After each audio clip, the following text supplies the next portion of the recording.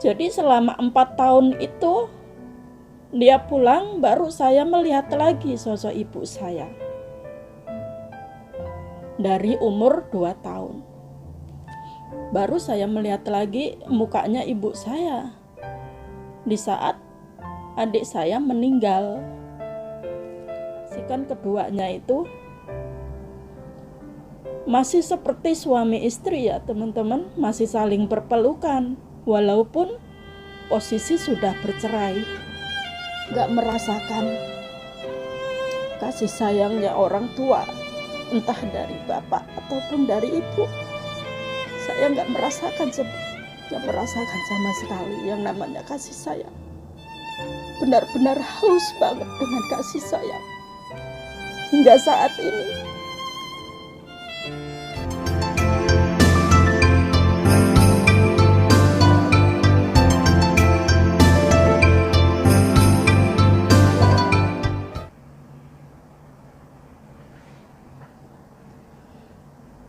Halo Sobat Heti, Assalamualaikum warahmatullahi wabarakatuh. Balik lagi di channel Heti Widiantoko ya teman-temanku semuanya, apa kabar? Semoga keadaan teman-temanku semuanya sehat-sehat selalu dan dalam lindungan Allah subhanahu wa ta'ala, amin ya robbal alamin ya. Dan doaku hari ini buat Sobat Heti semuanya dimanapun berada, semoga dilancarkan rezekinya, dilancarkan usahanya, dilancarkan pekerjaannya, dan sukses selalu buat semuanya. Dan semoga dijabah oleh Allah subhanahu wa ta'ala, amin ya rabbal alamin ya. Tetap semangat buat semuanya, oke? Nah, di video aku kali ini ya teman-teman, saya mau berbagi cerita atau mau berbagi ya kehidupan yang bener-bener keras banget buat saya ya. Jadi di video aku kali ini ya, untuk masak-masaknya libur dulu sementara ya, agak sedikit capek ya teman-teman, atau lagi sedikit nggak enak badan ya, karena menjelang musim dingin ini itu badan tuh terasa apa ya, karena mungkin baru memulai, jadi badannya itu bisa dibilang pegel-pegel gitulah ya teman-teman, agak-agak nggak enak gitu. Jadi buat konten masak-masaknya libur dulu, nunggu badannya seger lagi. Jadi di video aku kali ini saya mau berbagi cerita ya, berbagi kisah nyata ya teman-teman, yang dicuplik dari kehidupan saya sendiri ya, betapa kerasnya kehidupan yang saya jalani selama ini ya, dari kecil hingga saat ini. Jadi jadikan motivasi saja ya teman-teman. Ini sengaja saya mau dokumentasikan di YouTube biar nanti dilihat sama anak-anak saya kelak ya, perjuangan ibunya seperti apa dari kecil hingga saat ini. Biarkan dijadikan motivasi betapa kerasnya kehidupan gitu ya teman-teman. Jadi jangan dicari kehidupan senang-senangnya saja ya. Jadi ya semua itu harus dinikmatin lah sebenarnya mah ya. Nah, sebelum saya memulai ya kisah ini ya, kisah nyata yang dicuplik dari kehidupan saya sendiri ini ya, semoga termotivasi buat semuanya. Sebelum menyimak dan menonton videonya sampai habis, jangan lupa di subscribe, di like, dan di komen, dan aktifkan juga tombol loncengnya supaya tidak ketinggalan notifikasi video terbaru dari Heti ya teman-temanku semuanya. Nah, sekarang akan saya mulai ya kisah dari saya sendiri, bisa dibilang dari kecil, dari kisaran umur 2 tahun ya teman-teman hingga saat ini. Betapa kerasnya kehidupan yang saya jalani ya selama ini. dari sedih, dari senang, dari apa ya, pokoknya semuanya itu ada ya yang sudah saya jalani ya teman-teman. Nah, tapi sebelum saya bercerita ya, jika ada kata-kata yang salah atau kurang berkenan, saya mohon maaf ya teman-teman, karena ini saya menceritakan kisah saya sendiri ya, bukan menceritakan kisah orang lain atau kisah dari siapapun, oke? Dan diambil hikmahnya saja, diambil yang baiknya saja, yang negatifnya dibuang saja. Pokoknya ambil positifnya saja ya buat teman-teman semua. Nah, kita mulai ya. Awal mula saya dilahirkan itu ya teman-teman, saya memang dilahirkan itu dari keluarga sederhana, tidak memiliki bergelimangan harta ya, pokoknya cukup sederhana banget ya, bisa dibilang masih dalam keadaan kekurangan ya, boleh begitu juga. Nah, sebelum memulai, jangan lupa ya yang berkelahiran di tahun 90 ke bawah, silahkan komen apakah ada yang memiliki kisah cerita seperti saya ya sebelum saya memulai. Di tahun 90-an ya, 90-an ke bawah ada enggak ya teman-teman yang memiliki kisah cerita seperti saya? Silahkan komen di komentar, oke? Nah, sekarang kita mulai ya.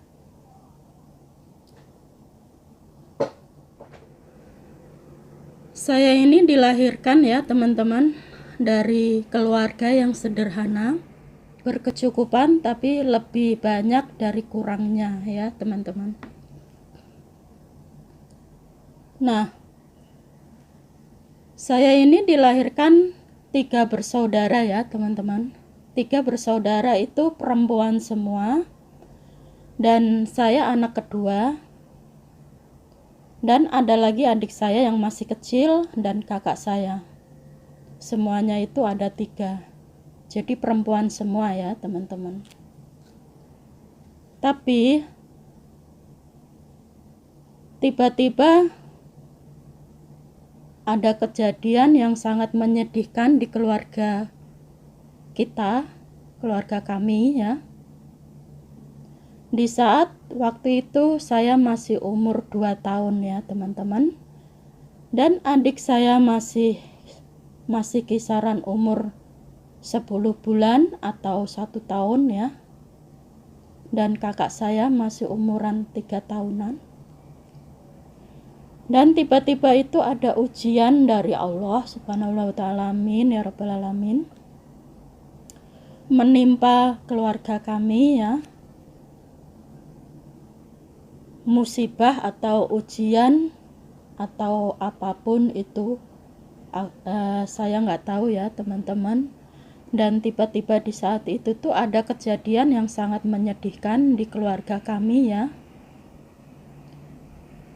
Tiba-tiba itu ketika pagi-pagi ada adik saya sendiri dan kakak saya dan bapak itu bangun pagi ya, pagi-pagi itu bangun ya teman-teman, dan tidak menemukan ibu saya.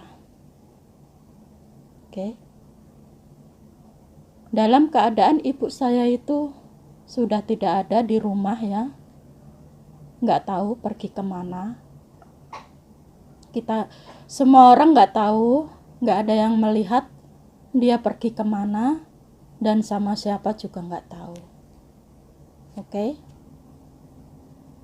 Dan bapak sudah berusaha bertanya-tanya kepada keluarga ibu, keluarga sana sini, nggak ada yang tahu dan nggak ada yang melihat kemana perginya.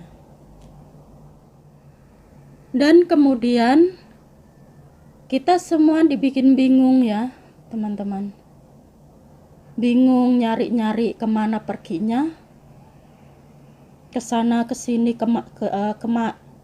kemari, pokoknya kemana-mana itu sudah dicari tapi nggak ada, nggak tahu perginya kemana.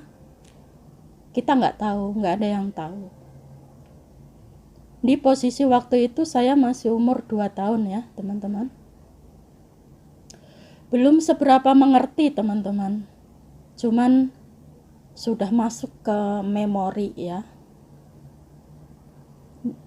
Dan adik saya itu masih sekisaran kurang lebih umur 1 tahun,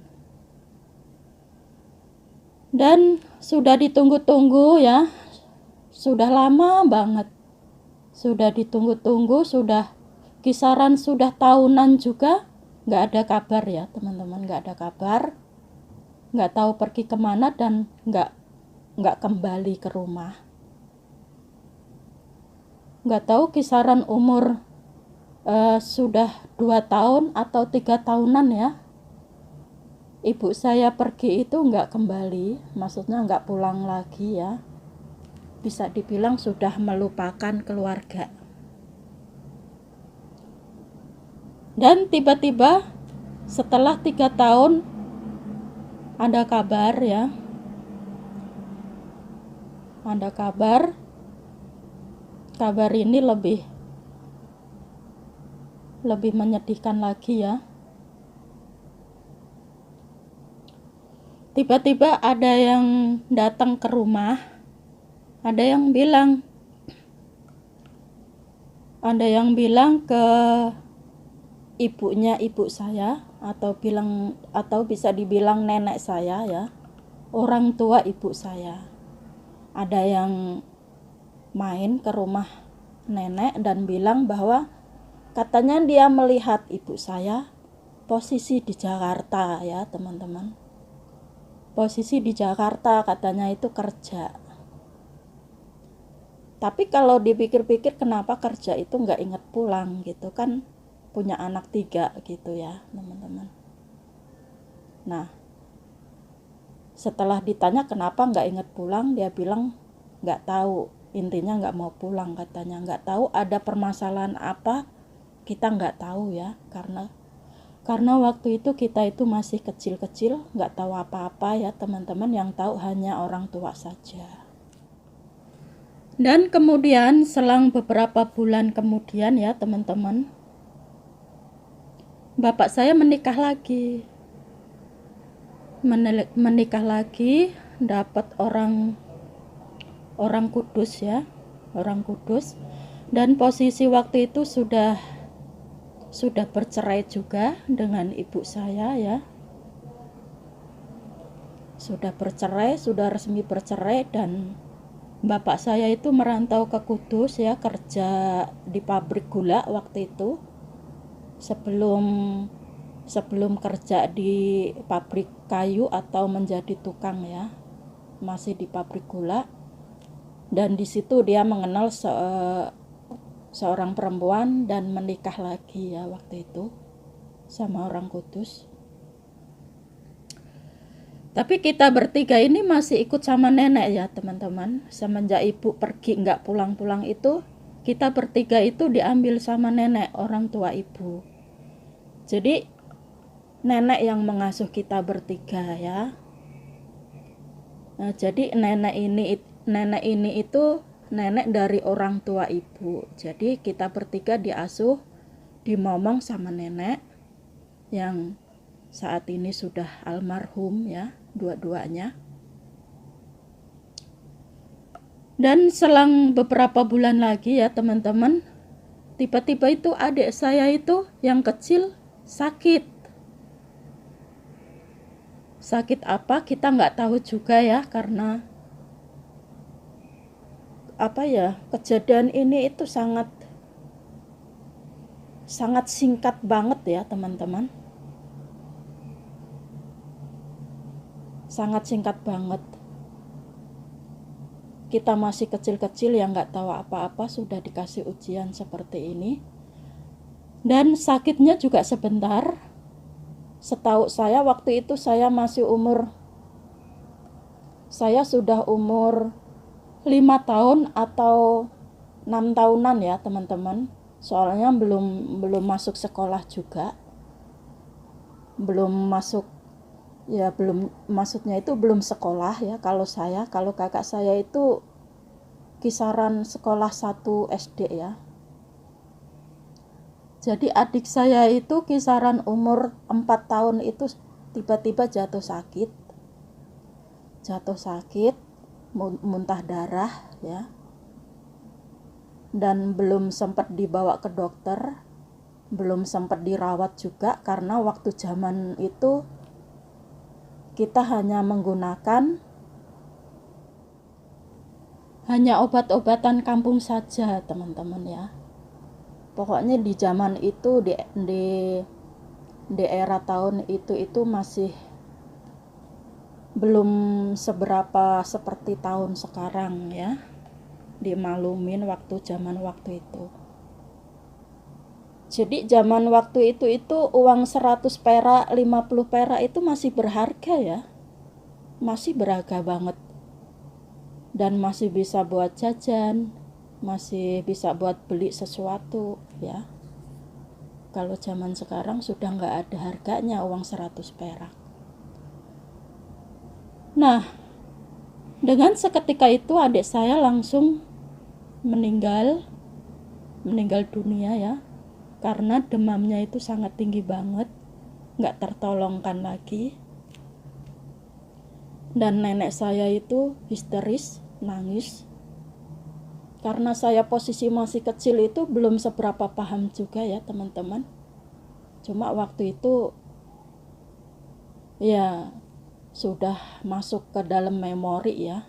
Jadi masih bisa menyaksikan kejadian tersebut.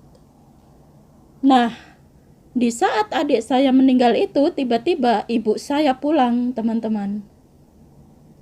Ibu saya pulang dan bapak saya juga pulang dari Kudus. Karena mereka masih pengantin baru, tapi tetap datang waktu posisi adik saya meninggal ya.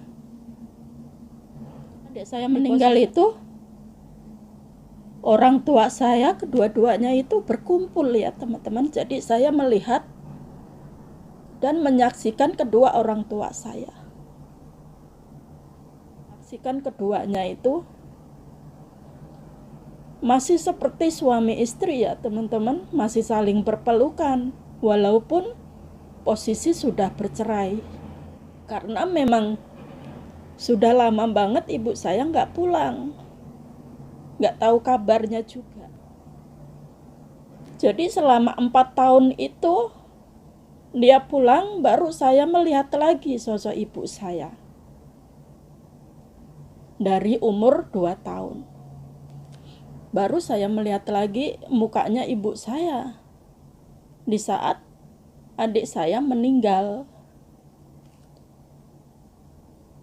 Mereka berdua saling berpelukan dan menangis, merasa kehilangan banget ya. Kehilangan banget atas kejadian itu. Dan setelah adik saya dimakamkan, selang 1 harinya lagi ibu saya menghilang lagi. Menghilang lagi tanpa ada yang tahu perginya kemana. Nggak pamit, nggak ngomong, intinya nggak bilang-bilang mau pergi kemana juga. Selang 1 hari adik saya dimakamkan. Setelah adik saya dimakamkan, selang 1 hari ibu saya itu sudah pergi lagi teman-teman. Dan bapak saya masih di situ, cuman posisi di rumah nenek, orang tua bapak saya sendiri. Karena bapak saya dan ibu saya ini masih tetanggaan ya teman-teman, jadi dekat. Keluarga kita itu dekat, gak jauh. Ya udah, setelah itu nenek saya shock banget, kebingungan, nggak tahu mau harus bilang apa lagi ya. Setelah kematian adik saya yang belum kering, masih bisa dibilang masih basah ya teman-teman. Nggak tahu. Jadi saya itu berpikir, kenapa kehidupan saya itu seperti ini gitu. Kenapa keluarga kami itu harus diuji seperti ini gitu teman-teman. Seakan-akan itu nggak bisa bilang apa-apa.